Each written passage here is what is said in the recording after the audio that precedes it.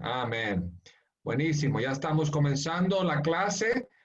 Esta es la clase de consejería bíblica y tengo el privilegio de esta es la última clase que me toca de la certificación y lo hemos abierto también para todos aquellos que son líderes o ancianos, diáconos o de alguna forma suplen también una función de consejería directa o indirectamente en las iglesias aquí en Bolivia.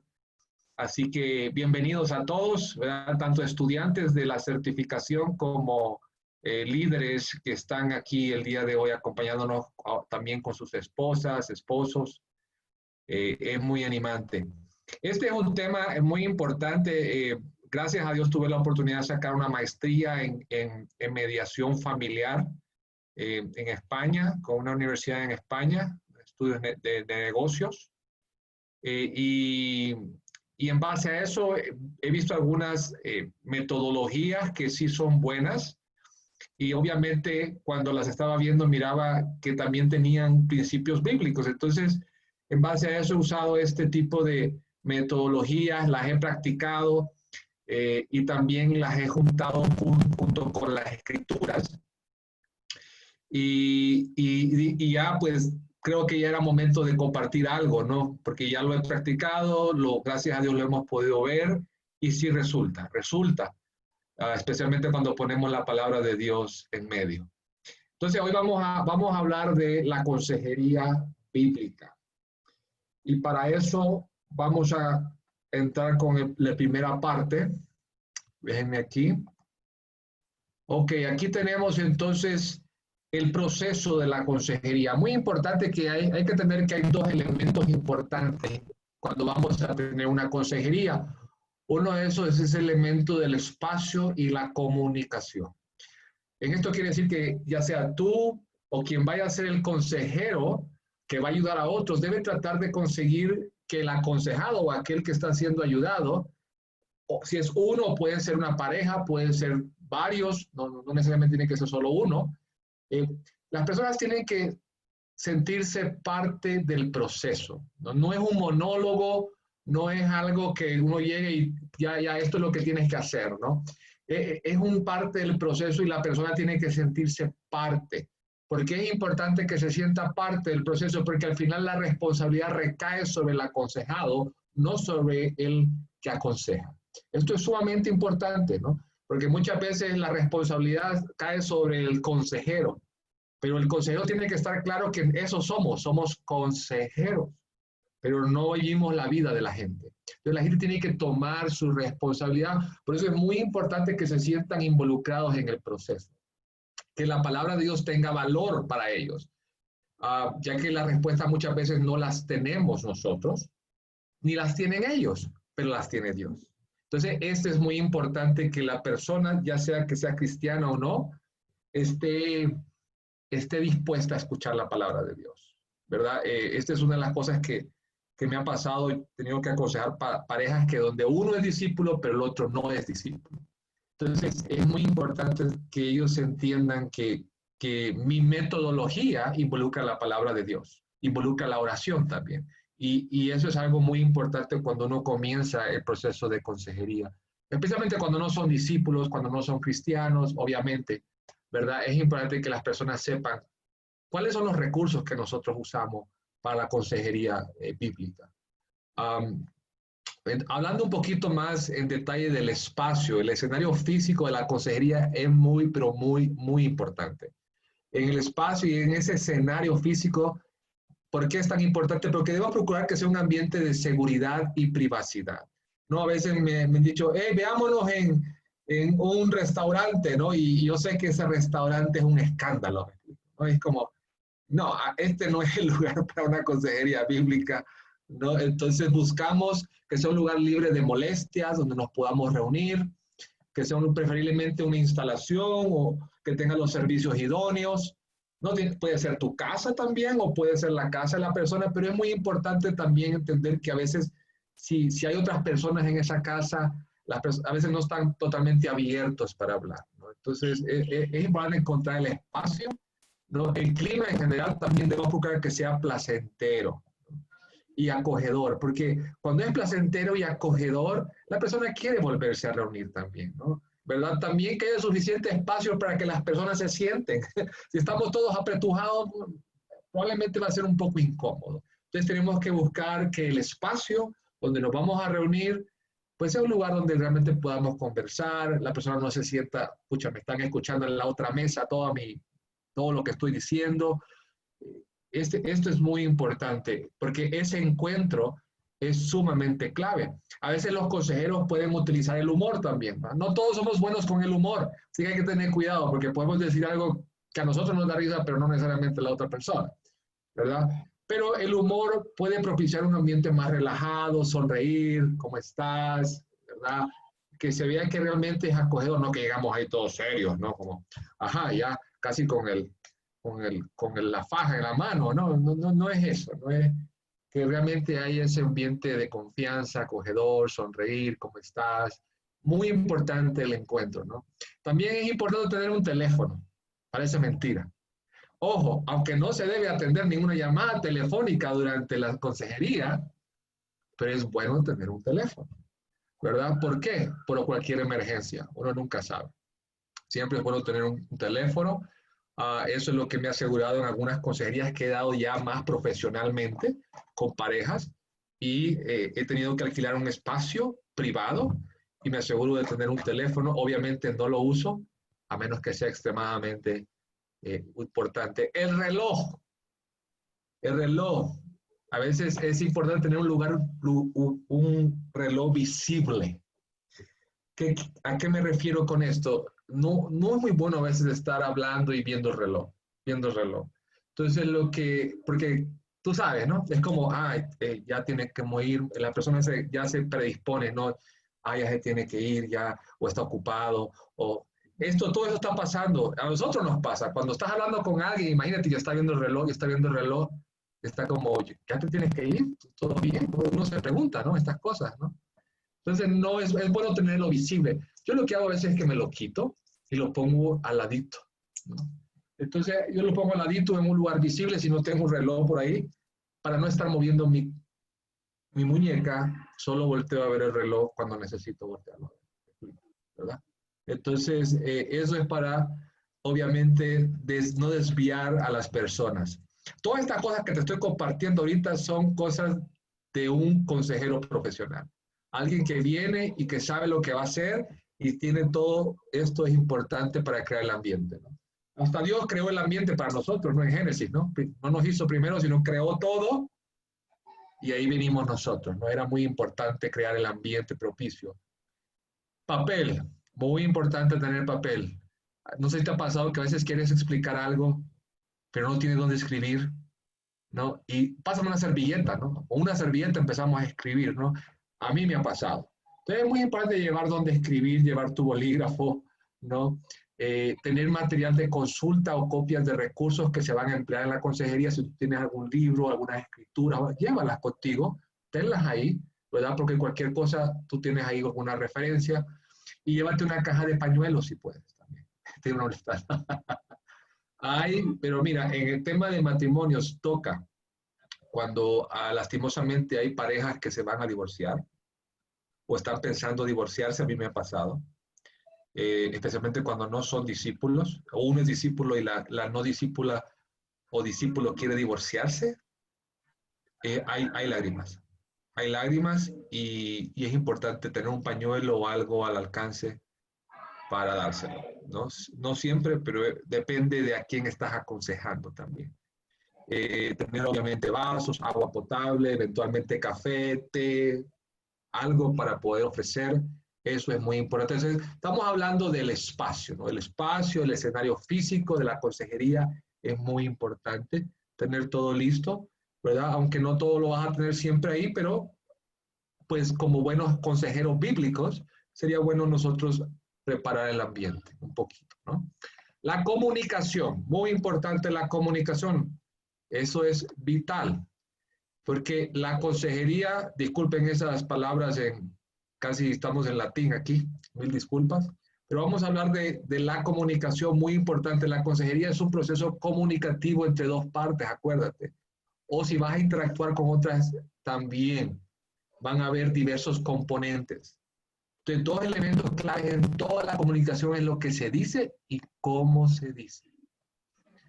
Si vas conmigo a la escritura, vámonos a Mateo 12, versículo 36. Vamos a Mateo 12, versículo 36.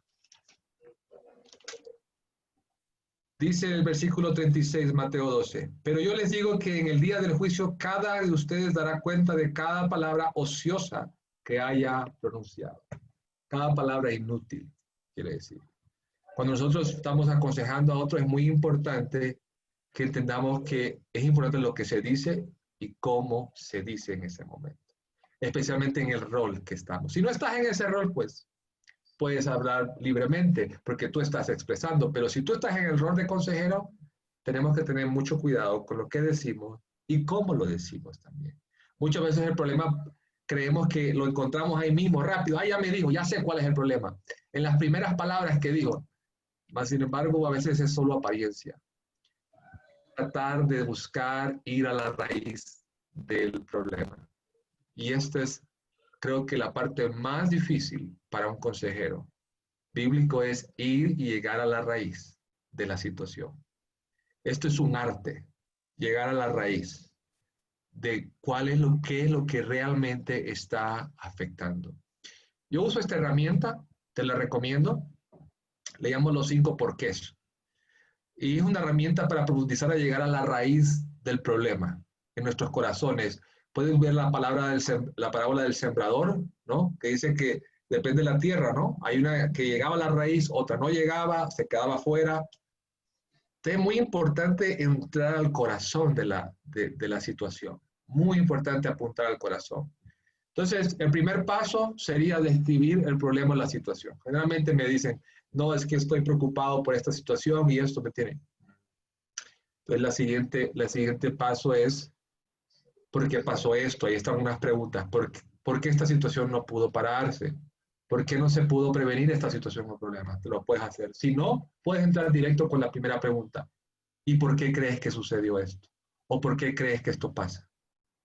Ah, no, yo creo que porque esto, lo otro. Ok. ¿Y tú por qué crees que eso pasa? Y si el por qué vas profundizando, profundizando, y estás haciendo esa autorreflexión que la persona se está haciendo también, ¿no? Porque muchas veces las personas tienen la respuesta, pero no han ido profundo en su corazón a detenerse a reflexionar en estas cosas. Entonces, esto es algo que hacía Jesús. ¿Cuántas veces lo haces? ¿Cuántas veces sea necesario hasta llegar a la raíz del problema? El problema no fue la pelea con mi esposa, la pelea no fue en mi jefe, había algo más profundo. ¿Por qué sucedió todo esto? ¿Y por qué? ¿Y por qué? Y esa conversación, obviamente, hay que tenerla hasta llegar a la raíz. Jesús hacía esto. Jesús pregunta por qué, ¿no? Él dice en Lucas 2:49, él le respondió, ¿y por qué me buscan? ¿Acaso no sabían que es necesario que me ocupe de los negocios de mi padre? Después en Lucas 12:26 dice, pues si ustedes no pueden hacer ni lo más pequeño, ¿por qué se preocupan por los demás? A ver, ¿por qué estás preocupado? Ah, por eso, porque tal vez me quede sin trabajo. ¿Y por qué te vas a quedar sin trabajo? No, porque mi jefe me dijo que están haciendo recortes.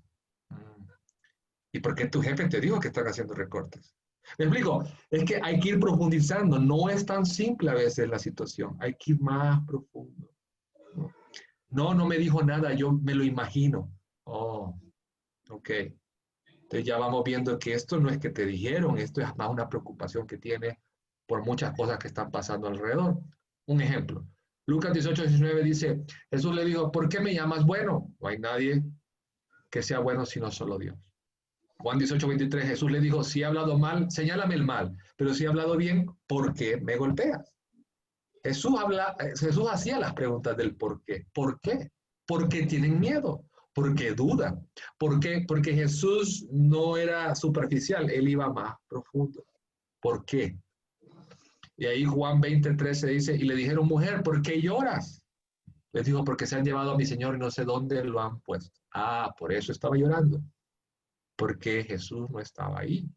Obviamente, si hubiéramos podido seguir adelante, hubiéramos hecho más porqués. En el Antiguo Testamento Dios pregunta, ¿por qué está bien?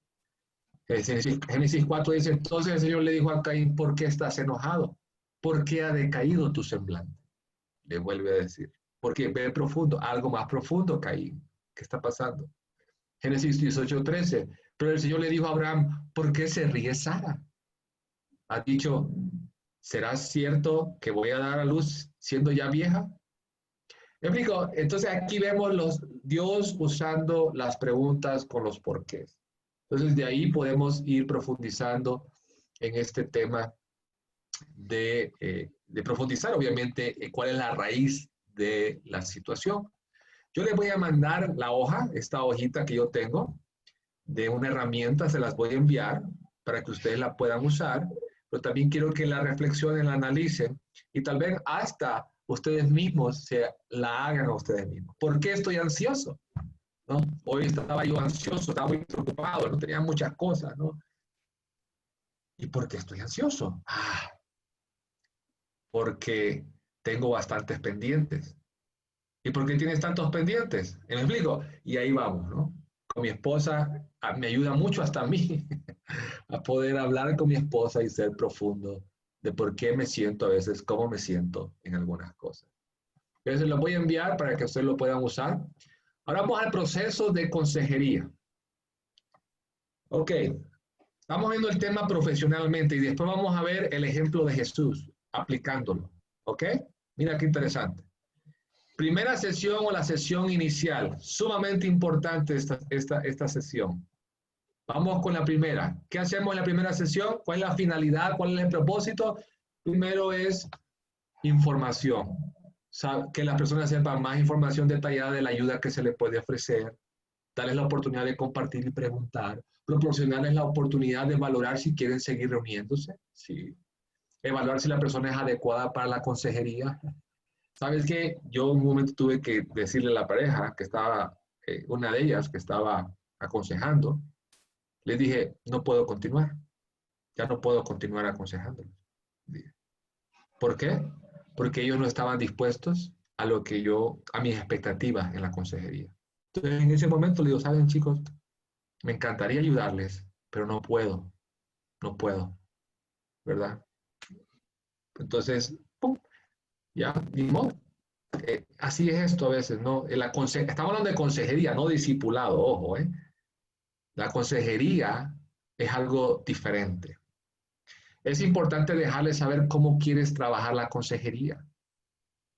Por ejemplo, usamos la Biblia, oro. En este caso tuve esta situación y lo que yo le expresé a la pareja era, yo necesito, porque por la situación que era, yo le dije, yo necesito pedir consejo a otras personas sobre la situación de ustedes, es lo que le dije. No voy a hablar de detalles, pero sí necesito pedir consejo, porque involucraba temas legales. Yo dije, necesito pedir consejo porque yo no soy abogado, le dije. Entonces, yo con mucho gusto te puedo aconsejar, pero necesito que me ayuden otros para ayudarte. Y la persona, la que no era discípula, no quiso. Entonces, ¿qué puedo hacer? ¿Me explico? No les podía continuar la consejería matrimonial. El discípulo no tenía problema, pero la que no era discípula sí tenía un problema. No quería que yo compartiera con nadie.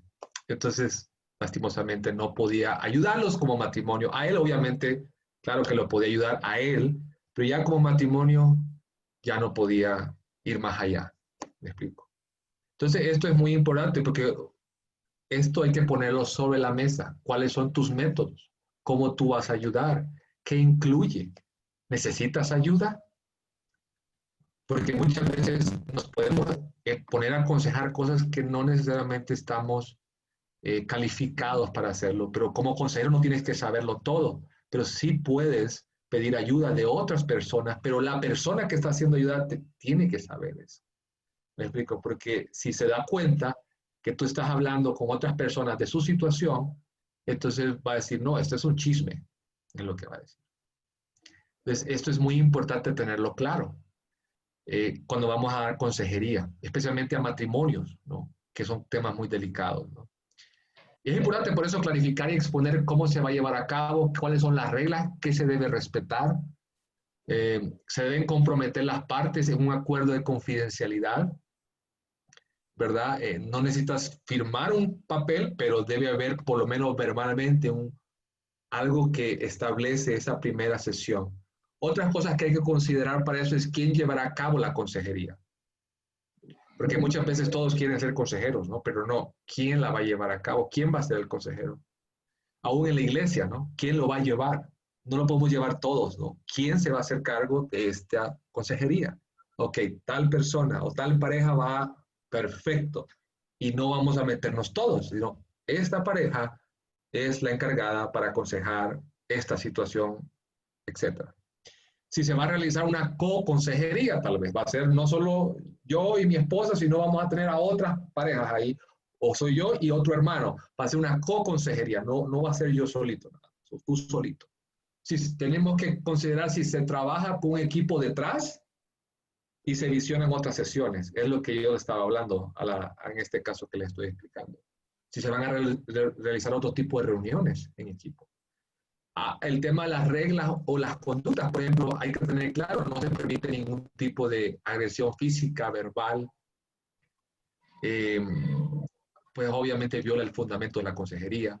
Y esto puede pasar, ¿no? Hay momentos también que no se dejan hablar, si es matrimonio, no se dejan hablar. Uno habla, el otro habla, el otro habla, el otro habla y no se dejan hablar.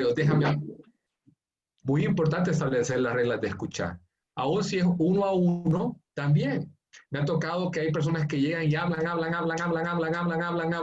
y yo no hablo nada.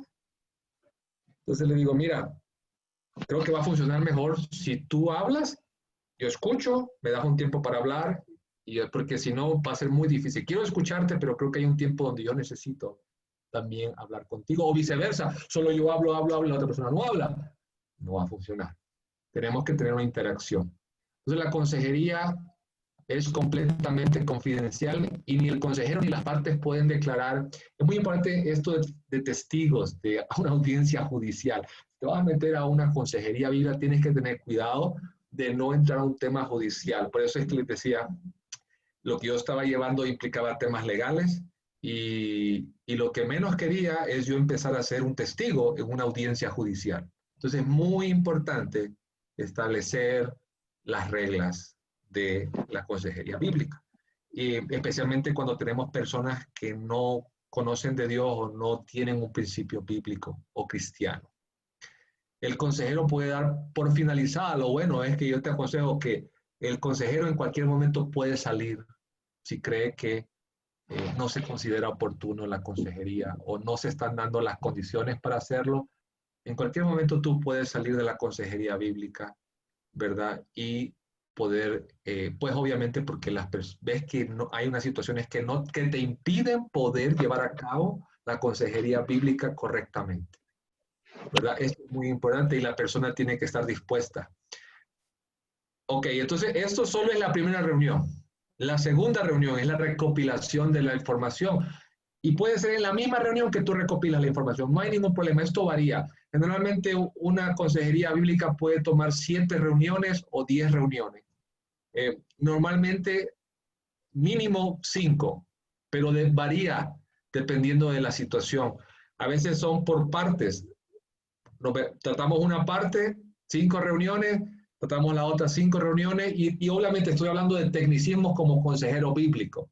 Tú no vas a llegar a decir, allá no, tenemos 5 y después terminamos y aquí, no, ¿verdad? Obviamente no, pero solo para darte una idea, son muchas reuniones y probablemente estás tratando nada más una situación y después hay que tratar otra situación, dependiendo de la complejidad. Entonces, cuando recopilamos información, hermanos y hermanas, amigos y amigas, es muy importante entender que al recopilar la información, nosotros tenemos que entender los beneficios de esta etapa. Yo quiero aquí preguntar y voy a preguntar un poco, ¿qué beneficios creen que hay en la etapa de recopilar información, de escuchar y de escuchar? ¿Qué beneficios hay? Me gustaría que algunos me ayuden ahí.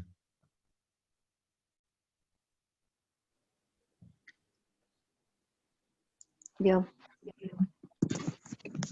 Tal vez nos da la oportunidad de conocer pues a la persona y poder ir buscando soluciones bíblicas, ¿no? Para poder aconsejarle correctamente, porque si no escuchamos, pues no conocemos. Entonces yo creo que ese es el primer punto, ¿no? Ujú.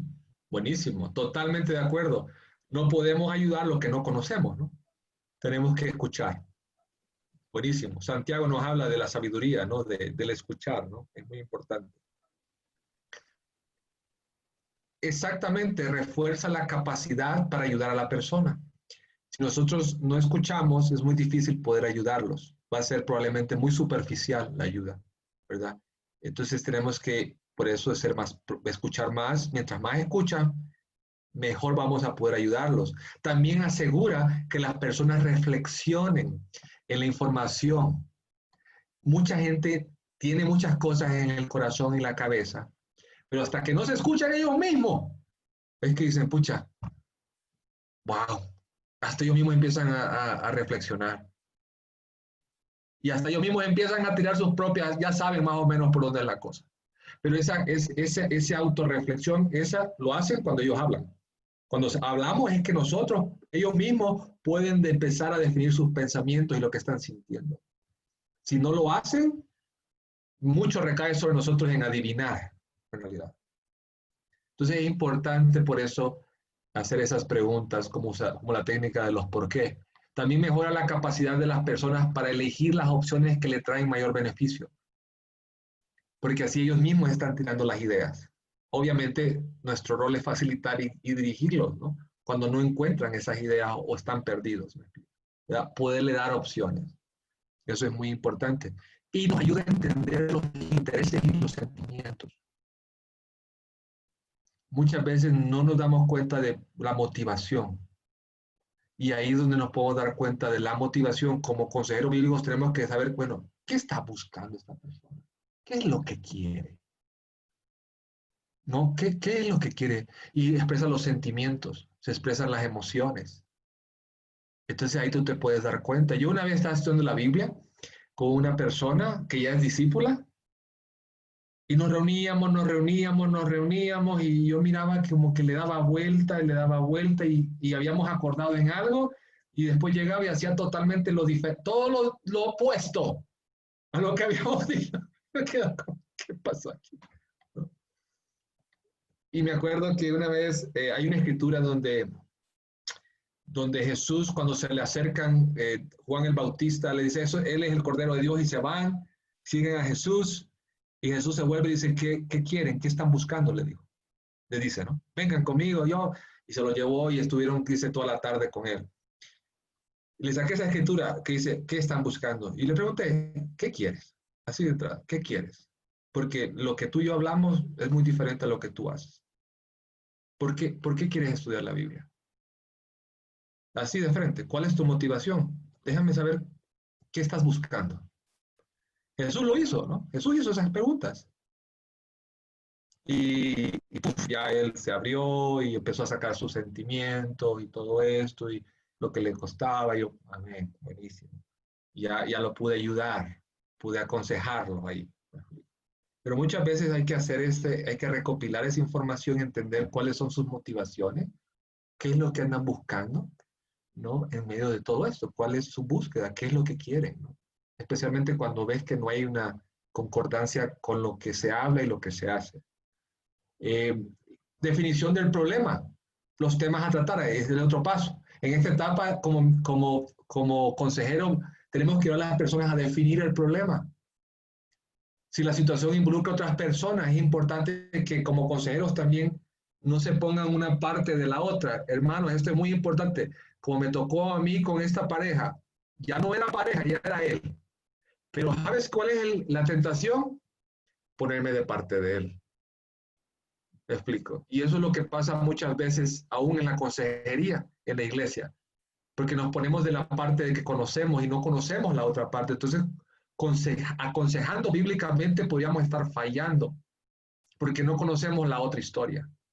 Entonces, es muy importante como consejero bíblico no ponernos de una parte o de la otra. Se deben buscar el beneficio de todos. Dios dice que Él es imparcial. Nosotros tenemos que buscar ser imparciales y hacer justicia, buscar la paz. ¿Me explico? Entonces, eso es muy importante en el proceso. El consejero debe comprender el punto de vista de cada una de las partes, es decir, lo que interesa o lo que ayuda a empezar a realizar cambios positivos. Y si no tenemos la otra parte, porque no es discípulo o simplemente no quiere, entonces tenemos que tratar de dirigir a esta persona a que considere a las otras personas. ¿Me explico? Antes. Por ejemplo, a veces podemos hablar con discípulos que están hablando, es mi familia, es que mi papá o es que mi mamá. Espérate. Hay que escucharlo, pero hay que entender, pero esa persona está en esta conversación. Aunque no está físicamente, está en esta conversación. Entonces, es importante saber que la persona que está ahí, ayudarle a entender que esa persona está en esta conversación, aunque no esté físicamente, Dios sabe que está en esta conversación. Entonces necesitamos saber sabiamente cómo ayudar a la persona a considerar a la otra de la cual está hablando, ¿no? Es como con los matrimonios, ¿no? Llega el esposo, por ejemplo, y habla, ¿no? El que no, mi esposa, no, pucha, vieras cómo no me cocina, no sé, pucha, estoy cansado y no me atiende ni me da masaje en los pies, dice, ¿no? Entonces, por eso es que cuando viene un hermano, ok, yo sé que está hablando de su esposa, oye, espérate, aquí falta alguien. Aquí solo es una parte de la conversación, de la situación. ¿Me explico? Hay que reunirnos juntos, ¿verdad? Porque solo es una parte. Y el error que cometemos es ponernos del lado de uno, ¿no? Mi esposa se pone del lado de la chica y yo del lado del chico y hasta tenemos problemas nosotros, ¿no?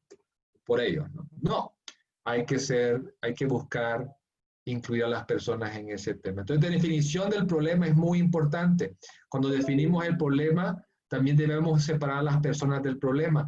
Tuve una otra situación donde estamos hablando de ciertos líderes, hablando de ciertos temas y de repente uno estaba así eufórico porque el otro había hecho unas cosas que él sentía que no eran correctas, ¿no? Y el otro estaba explicando por qué las había hecho. Entonces le digo, espérate, vamos a empezar por una cosa.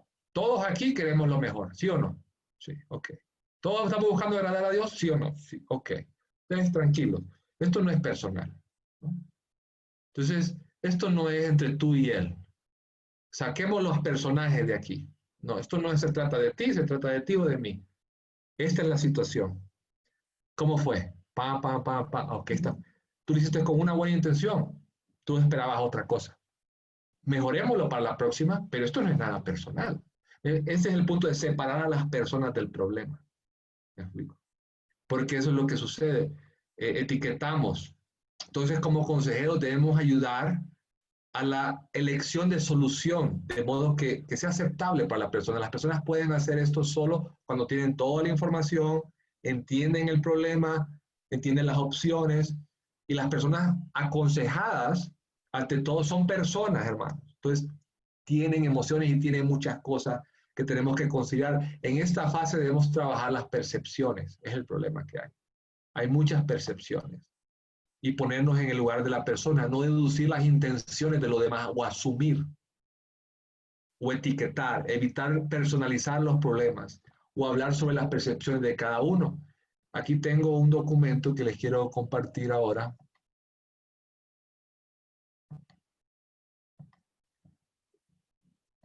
Lo pueden ver, dice desarrollo humano. Se los voy a enviar también. Los errores comunes del pensamiento. Esto los pasa a todos. Leer la mente. Asumimos cosas. No, yo sé. Él va a pensar esto o ella va a decir. Estos son errores que todos tenemos distorsionados de alguna forma u otra. O de la víctima, o el etiquetar a las personas, o ser muy ingenuos en nuestro optimismo, o también personalizar el yo, o minimizar o maximizar algo. Afirmaciones personales del deber, pensamiento del todo o nada. Eso es muy característico a veces de nuestro movimiento del pasado. Es todo o es nada, ¿no? O razonamiento emocional, pensar que la verdad viene por cómo me siento. Entonces, esto se los voy a mandar. ¿verdad? Junto con unas escrituras que están ahí para que lo puedan ver, porque estas son las cosas que como consejeros bíblicos nosotros tenemos que estar pensando. ¿Está asumiendo?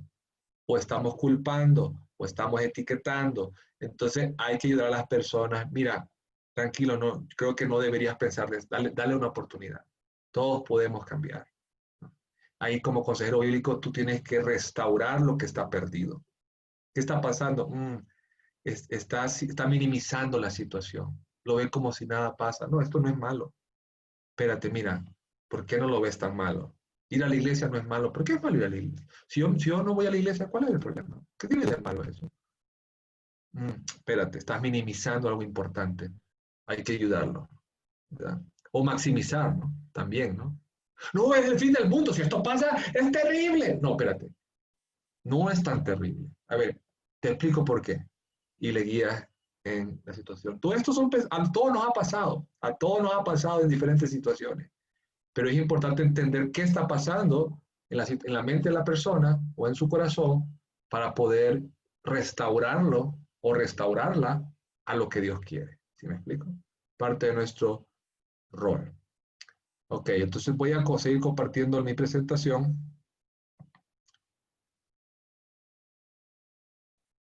A ver, creo que es esta. Ok.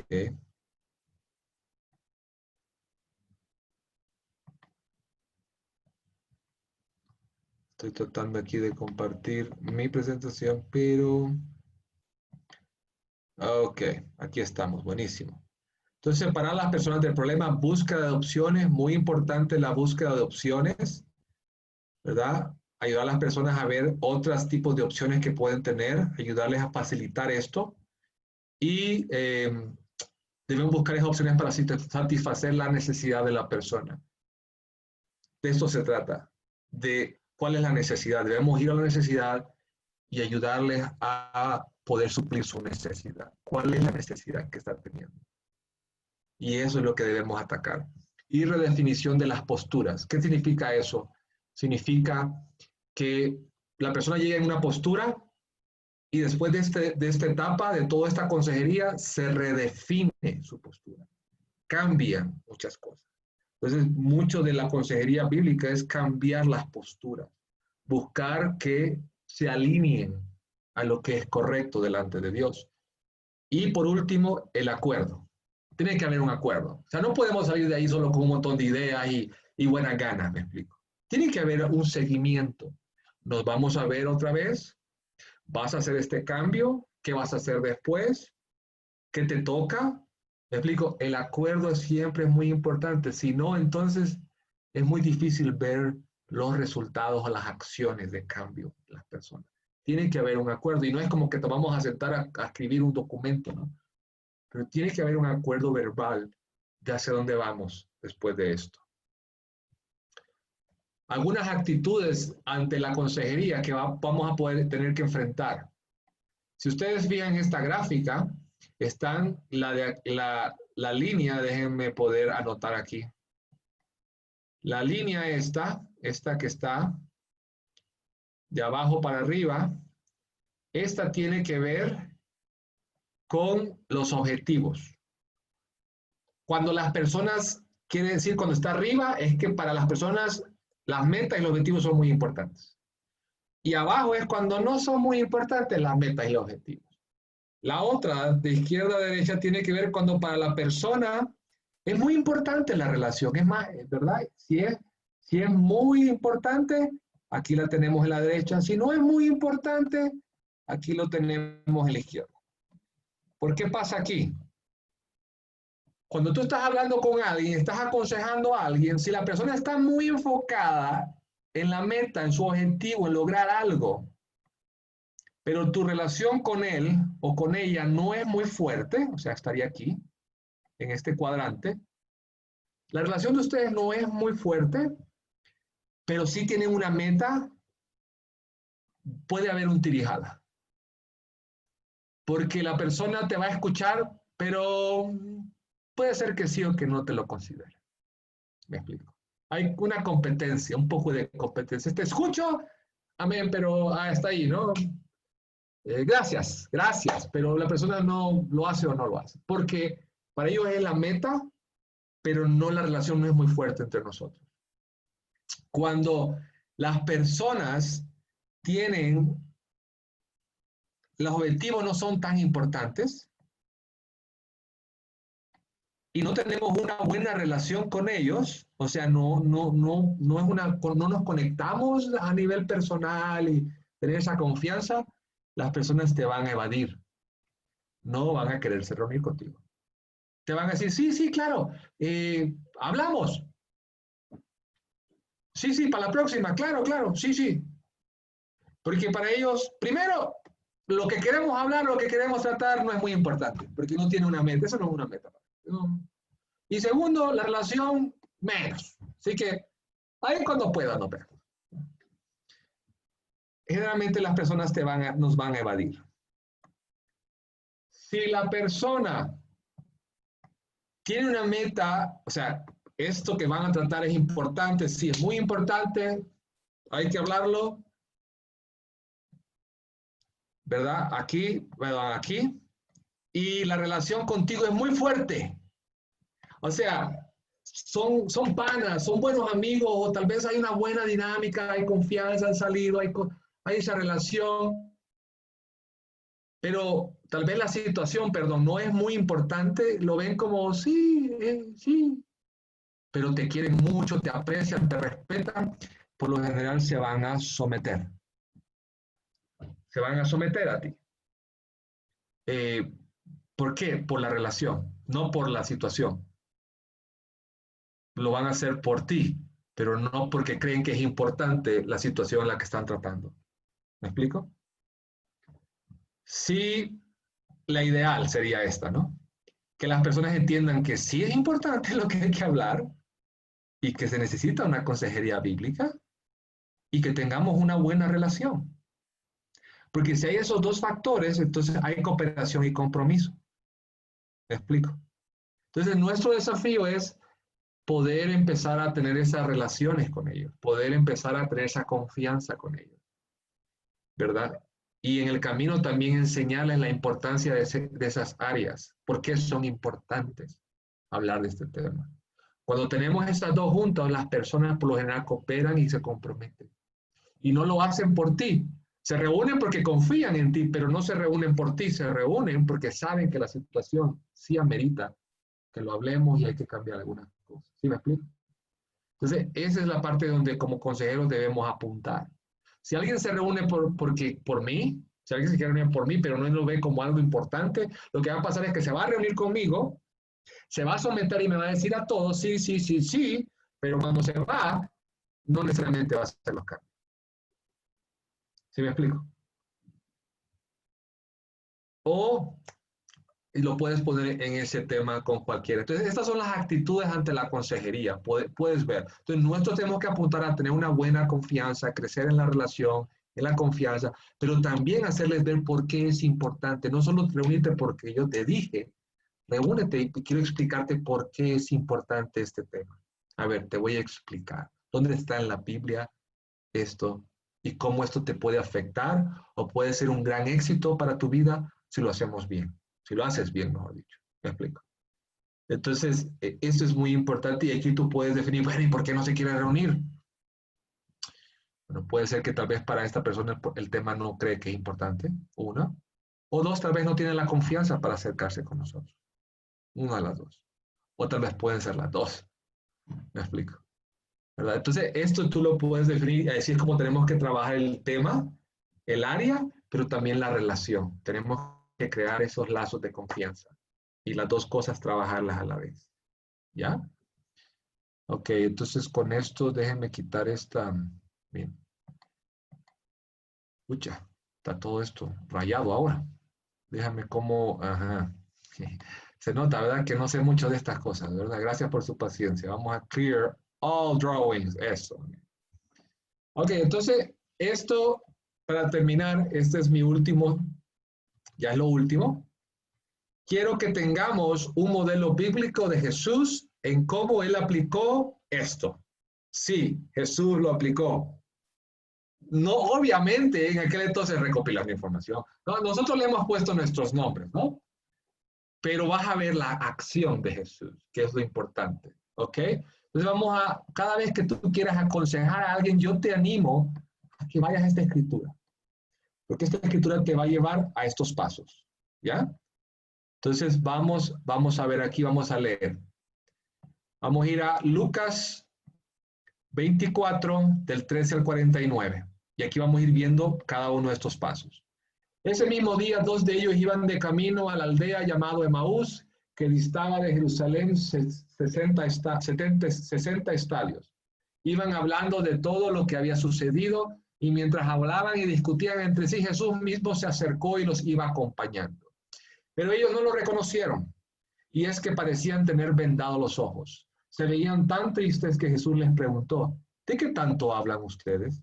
Uno de ellos, que se llamaba Cleofas, le respondió, ¿eres tú el único forastero en Jerusalén que no sabe lo que ha sucedido en estos días? ¿Y qué ha sucedido?, preguntó Jesús.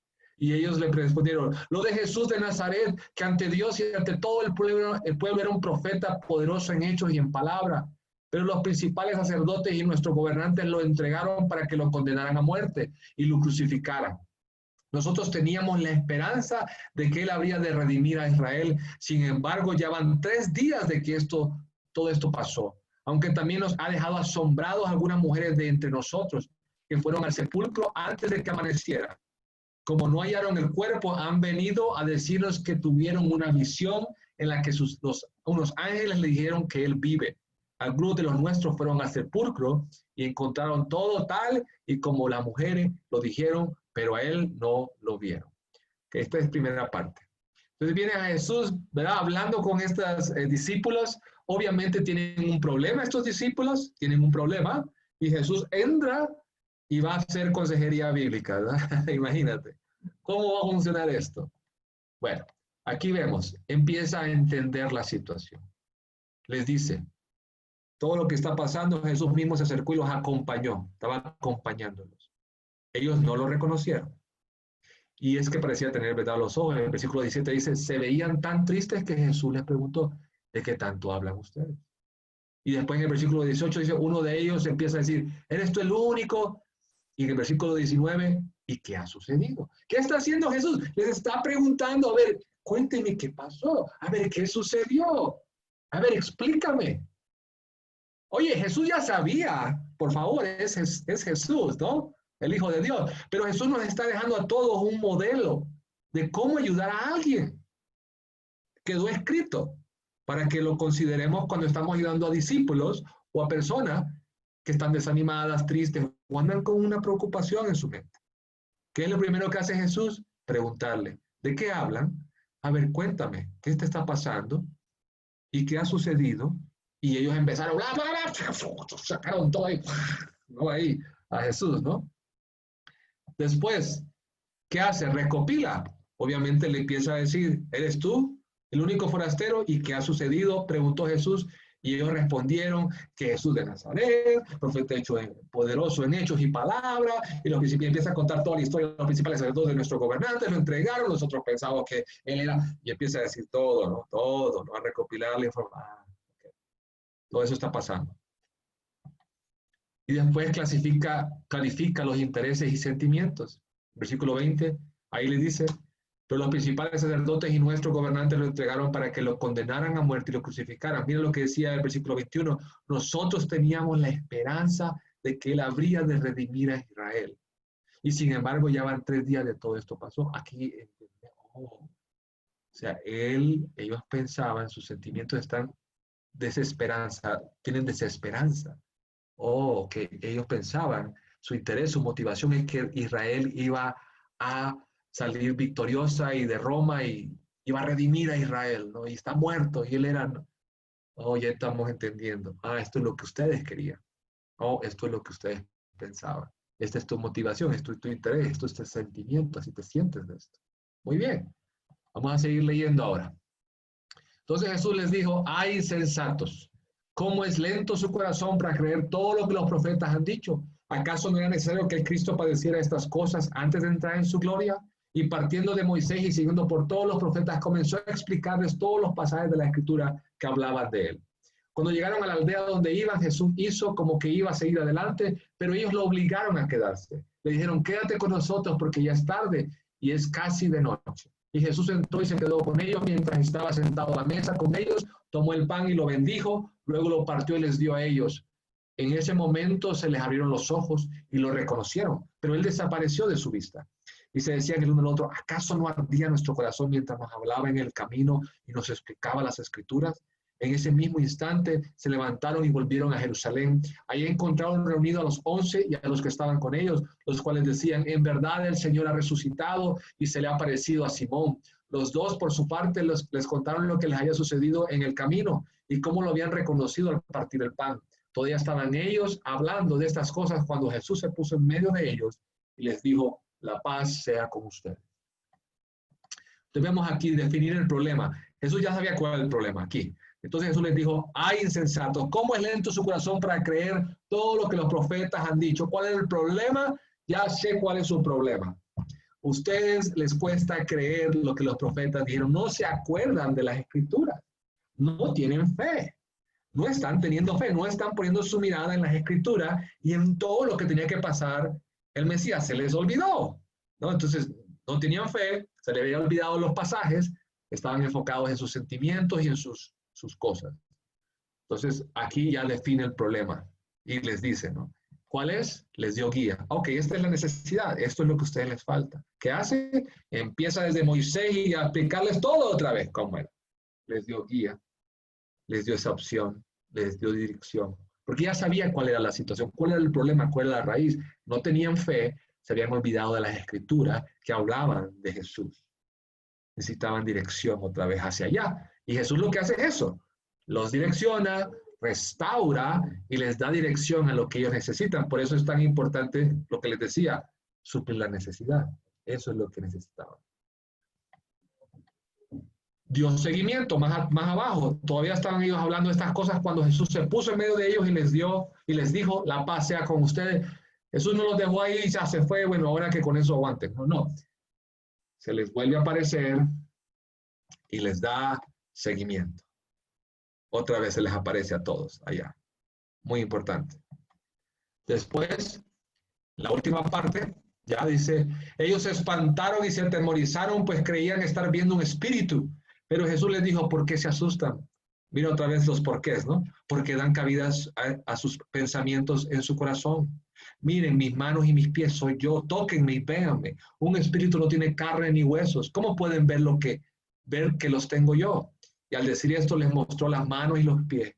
Y como ellos, por el gozo y la sorpresa que tenían, no le creían, Jesús les dijo, ¿tienen aquí algo de comer?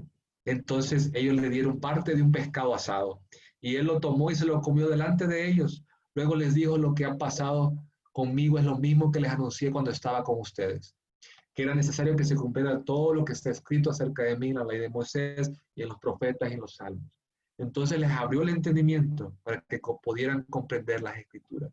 Y les dijo, así está escrito y así es necesario, que el Cristo padeciera y resucitara de los muertos al tercer día.